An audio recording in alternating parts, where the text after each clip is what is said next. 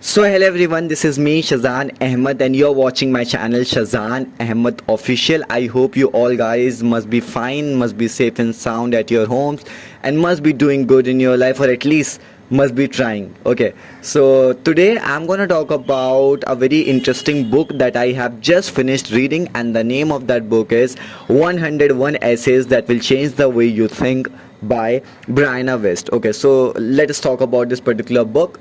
So I would say basically I live in this city Lucknow, and every Sunday what happens, there is like a market in our city known as Nakhas. So on every Sunday there is like a lot of stalls are present. Okay, so from that stall I went to that stall, and there was this stall of the books as well. Okay, and from there I randomly picked up this book. Okay, 101 Essays That Will Change the Way You Think by Brianna West. Okay, although nobody recommended me the thing. Okay, nobody advised me to read this. I just randomly picked it up, and I was like not hoping or not expecting that it would just pack the punch with me. But to be very honest, after reading this book, I am just feeling enlightened at best, because there are several things that I have learned from this book. I don't think so the author of this book is quite popular, but the kind of things that he writes in this particular book, it will definitely make you to think about the beliefs that you have. It will definitely compel you to think in a different way, or most importantly it will provide you the different perspectives that you have been looking for, that you have been aching for. So without any further ado, let's talk about that, what kind of things I have learned from this book, and whether you should need to read this book or not. So basically in this particular book, one thing that I have observed, that the author keeps emphasizing on the fact that you should always and always need to you should always and all you should always and always need to pay attention to your emotions, right? For example, if you are feeling sad again and again, if you are feeling depressed again and again, so there must be something that your body is trying to communicate with you, is trying to tell you. Author says that the emotions are the ways, the way body communicate to yourself. Okay, communicate with you. So it is very important that if a kind of like a pattern that you are seeing being formed in your day-to-day life, in your thinking process, so you have to do something about it. Okay, so emotions are the ways that the emotions are the ways, the way body communicate with you. So if something keeps happening to you again and again and every then and now, so you have to do some sort of reflection into and introspection, that what is it that is not going good with you. Okay, so this is the first thing that I have learned from this book. And the second thing that I have learned from this book is like a very interesting way. For example, you are, let's just say, going through a kind of like a very rough or a raw or a patch phase in your life, and I think everybody kind of like goes through that phase.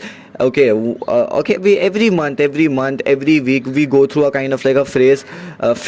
Okay, that we think that we will not be able to overcome, and at the end we end up overcoming that phase of that life. Okay, so basically the author says in this book that whenever you are suffering from any excruciating pain, or you are in a kind of like a problem, so always and always try to reflect back on the past scenarios, reflect back on those past sufferings that you thought that you would never be able to overcome, but you overcame brilliantly, and now you don't even care about it in the present, right? For example, let me illustrate this example with my own experience. When in the middle of 12th class I had my first heartbreak, so I genuinely thought that I was never be able to overcome it, and my life was destroyed, it was devastated, it was just ravaged, torpedoed, and so on and so forth. But just after giving 1.5 years to it, I have completely moved on from my relationship. My wounds are absolutely healed, so much so that now I pray for my ex, that may she get a lot of happiness, may God bless her a lot with a lot of happiness, with a lot of calm, with a lot of good things at the same time. So you could see just because I gave myself some time to heal, or I just got healed from it. Okay, so there were several things in the past that happened to me and I thought that I was never be able to overcome.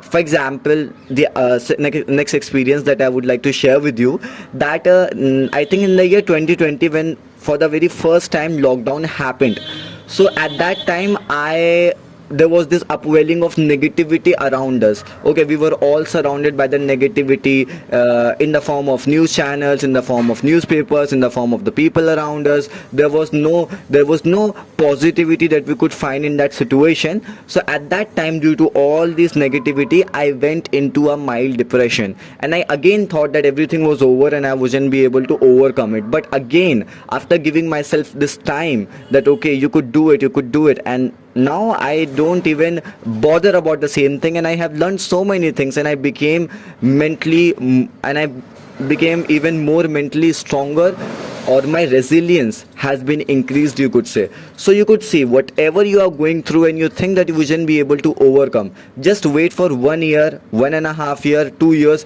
You would just get amazed to see that how come you could have overcome that thing with such maturity, and you become the better version of yourself. You become a more layered, nuanced, mature, better, fantastic, awesome version of yourself. So you just need to hold on to whatever it is going on. There is no need to let your guards down. There is no need to feel that everything is over. Nothing is over. Again you will rise. Okay, again you will rise. Okay, so this is kind of like a second perspective that I have got from this book, this second perspective that I have learned from this book. And the third thing that author talks about this book is something that just caught my fancy, and that is like, if you don't know, I think he says this thing that whenever you get some time, so always try to reflect on what would you like to get inscribed on your tombstone. You know, tombstone is something that you put on that grave. Okay, so ultimately we all are gonna die. Okay, so whenever we get some free time, so we should need to sit down with us or with ourselves and try to reflect or introspect that what kind of things we want to get inscribed on our tombstone. What kind of things do we want, like people to remember about us, that he was a nice guy or he was a rude guy, he was a loving guy or he was an unloving guy, he was an extraordinary guy or he was an odd guy. So how would you like to get remembered by the people when you die? So that was a kind of like a thing that I have learned from this book, and I tried to reflect upon the same. And it was quite interesting to reflect that how to imagine and to think that okay, how would you like to get remembered by the people when you die?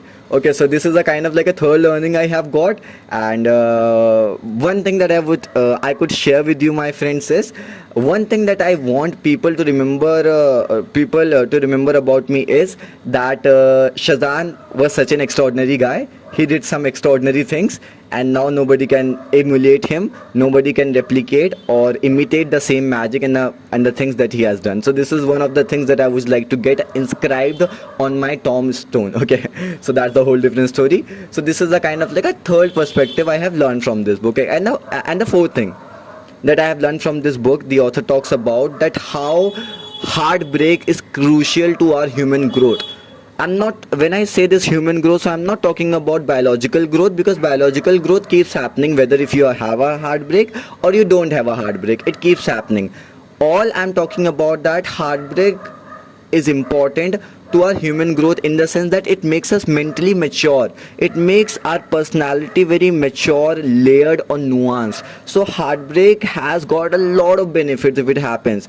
It realizes that how we are devoid of love, how we have to work on ourselves more and more, how we keep craving for the love outside, on the outside, but instead we should need to be looking for the love inside. Okay, so I think this is a kind of like a thing that I personally believe that everybody should need to be doing.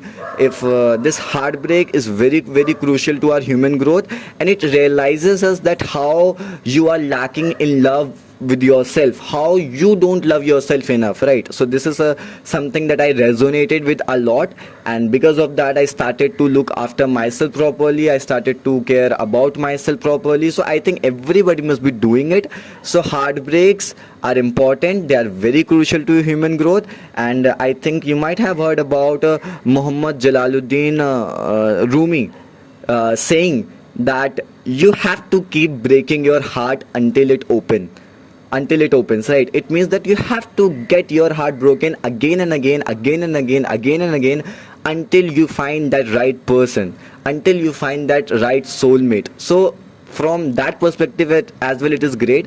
Or to put it in a different way, to put it in the words of APJ Abdul Kalam, okay, God respect for him, I would say. So he says in one of his books named My Journey, he says that in order to experience that true happiness and calmness, we should need to bear and endure and persevere this intense pain. Okay, so I hope, so these are kind of, let's come back to the book. So I hope these kind of like a things you must have liked about it, and do let me know that whether you have learned something or not from this book review. Okay, and all I would like to tell you at last, you should read this book. You must read this book if you really want to challenge your beliefs and thinking patterns. So you must go for this book, 101 essays that will change the way you think, by Brianna West. Okay, so until then, to take yourself, bye bye and see ya, and I love you.